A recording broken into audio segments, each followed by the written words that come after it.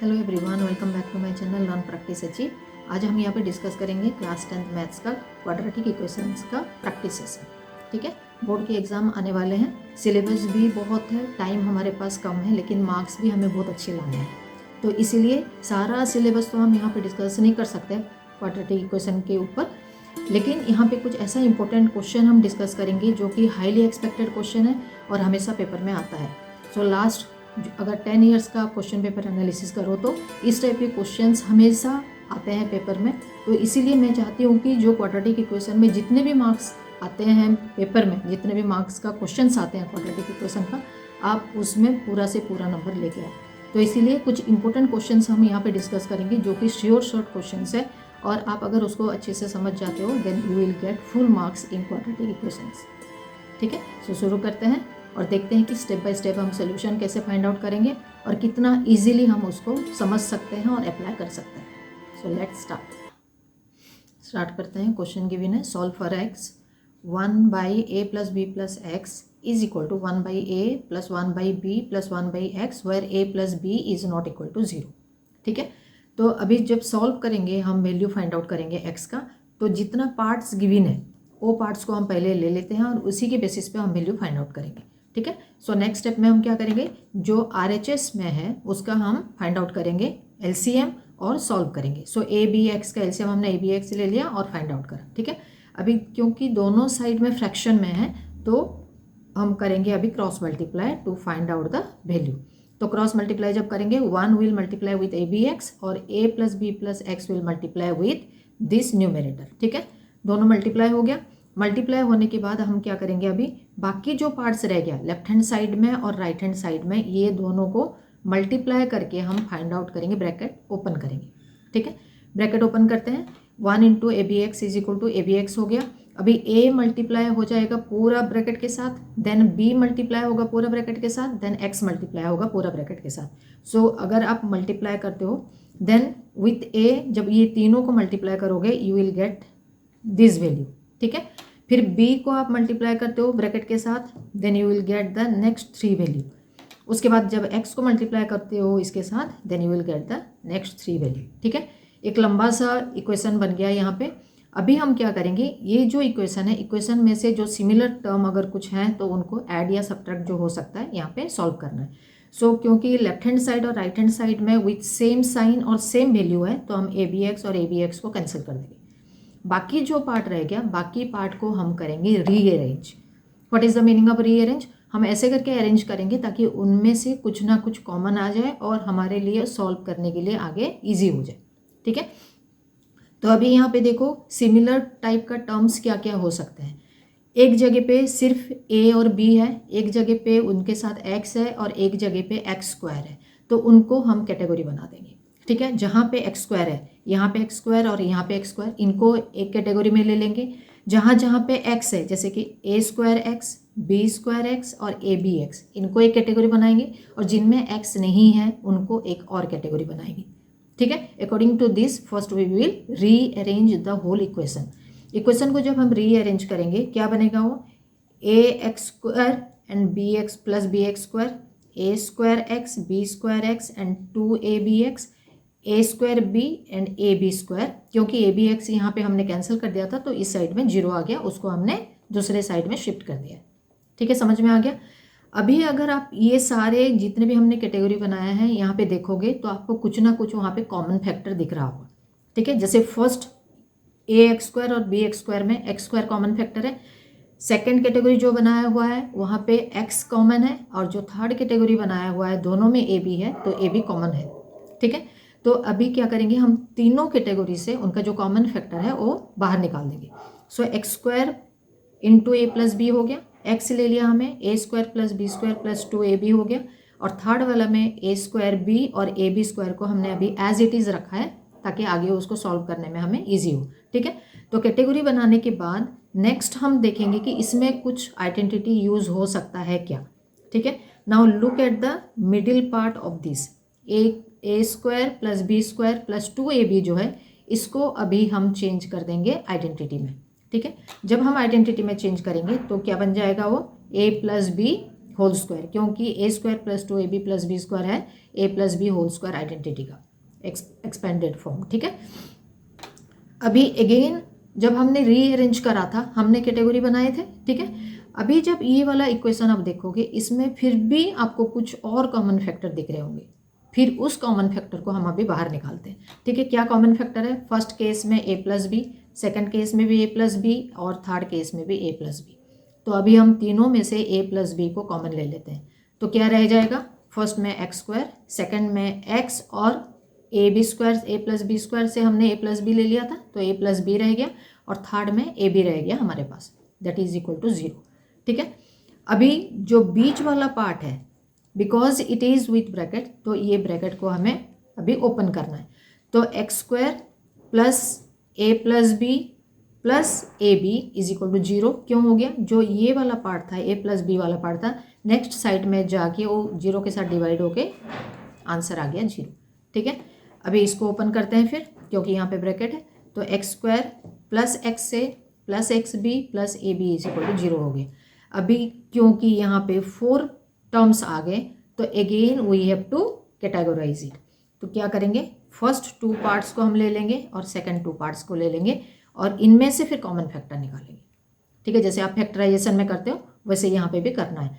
तो यहाँ पे x कॉमन ले लिया तो x प्लस ए हो गया, सेकंड पार्ट से b कॉमन ले लिया तो x प्लस ए हो गया, again x plus A is common, so x plus A into X plus B is equal to 0। ठीक है, अगर x प्लस ए और x प्लस बी 0 होता है इसका मतलब क्या हुआ? x प्लस ए 0 हो सकता है या x प्लस बी 0 हो सकता है, उनमें से कोई एक 0 होगा तभी जाके उनका मल्टीप्लिकेशन 0 हो सकता है। ठीक है, तो if x plus A is equal to 0 तो x का वैल्यू कितना हो गया? माइनस ए, और if x plus B is equal to 0 then x is equal to हो गया माइनस बी। तो you will get your answer. समझ में आ गया? क्वेश्चन गिवन है, solve for x 3 to the power x plus 2 plus 3 to the power minus x is equal to 10। ये जो क्वेश्चन है ये एक्सपोनेंशियल फॉर्म में गिवन है, तो इसको सॉल्व करने के लिए हम एक्सपोनेंट का कुछ रूल यहाँ पे यूज़ करेंगे।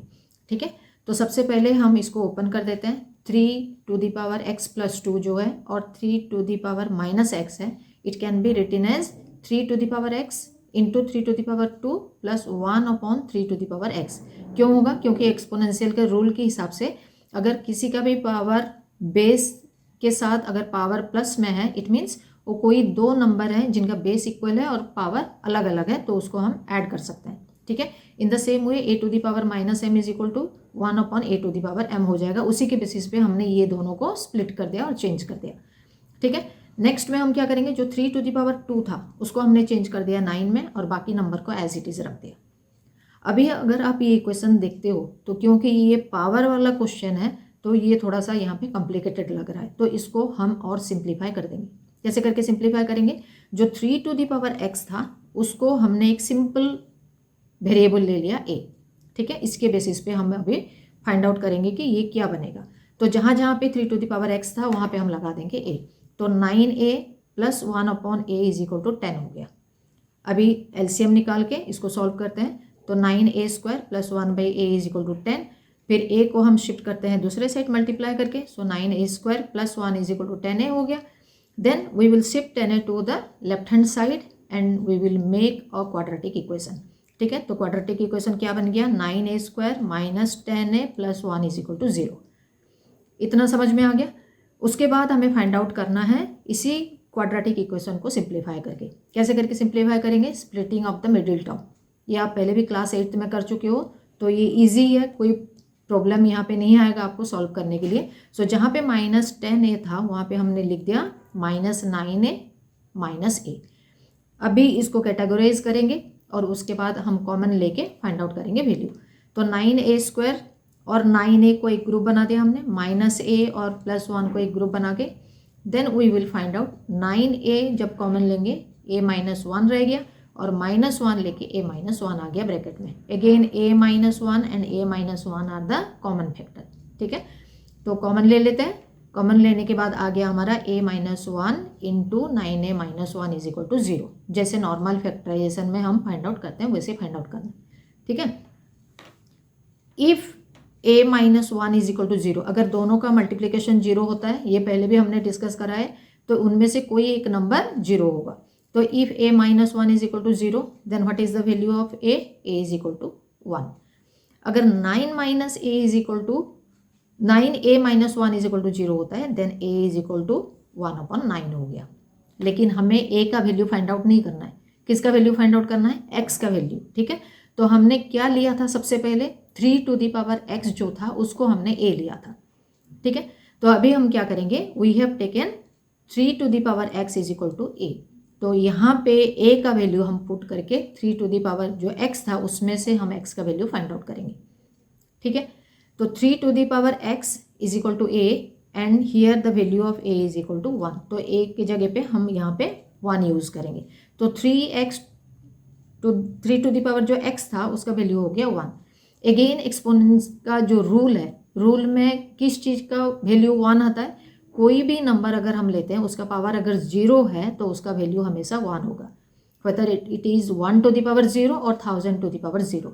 कोई भी नंबर का पावर 0 होने से वैल्यू 1 हो गया। तो यहाँ पे जहाँ पे 1 लिखा हुआ है हम यहाँ पे यूज़ करेंगे a to the power 0। It means a के जगह पे आप कोई भी नंबर लगा सकते हो। तो क्योंकि हमें यहाँ पे 3 है इसका बेस, तो यहाँ पे a की जगह पे हम क्या लगाएंगे, 3 यूज़ करेंगे। तो 3 to the power x is equal to 3 to the power 0। Again according to the rule of exponent, अगर दोनों का बेस इक्वल होता है then the power will also भी इक्वल। तो x का वैल्यू कितना हो गया, 0 हो गया। ठीक है, ये हो गया one of the part. Second part हमारे पास क्या है, a का वैल्यू है 1/9। ठीक है, इसको भी वैल्यू पुट करके देखते हैं। 3 to the power x is equal to a है, दैट इज इक्वल टू 1/9 हो गया। अभी 1/9 को again we will change into exponential form. तो 3 to the power x is equal to 1/3 to the power 2 है। ठीक है, क्योंकि 9 3 का स्क्वायर है तो हमने चेंज कर दिया उसको, क्योंकि हमें बेस इक्वल बनाना है। तो यहाँ पे एक्सपोनेंट का और एक रूल हम यूज़ करते हैं, कोई भी पावर अगर रेसिप्रोकल फॉर्म में है, जैसे कि 1/a to the power m है, तो हम उसको अगर सिंपल फॉर्म में लिखेंगे तो नेगेटिव पावर में वो चेंज हो जाएगा। ठीक है, तो यहाँ पे 3 टू द पावर 2 था, इसको हमने फ्रैक्शनल फॉर्म में नहीं लिखे, अगर नॉर्मल फॉर्म में लिखते हैं तो क्या हो जाएगा, 3 to the power x is equal to 3 to the power -2। Again base दोनों साइड इक्वल है, पावर क्या हो जाएगा, इक्वल हो जाएगा। तो x टू का वैल्यू क्या हो जाएगा, x इज इक्वल टू -2। सो इधर x इज इक्वल टू 0 हो जाएगा या x इज इक्वल टू -2 हो जाएगा। This is your answer. Clear? Okay student, आज हमने क्वाड्रेटिक इक्वेशन का जो भी क्वेश्चन डिस्कस किया हुआ है वो आपको समझ में आ गया होगा। फिर भी अगर कहीं पे कुछ डाउट है तो आप कमेंट बॉक्स में ज़रूर लिखिए, या कुछ क्वेरीज है तो वो भी आप वहाँ पे पूछ सकते हैं।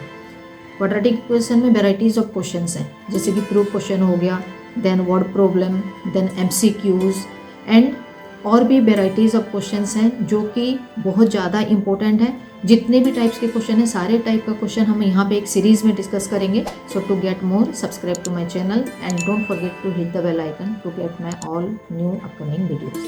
Till then bye.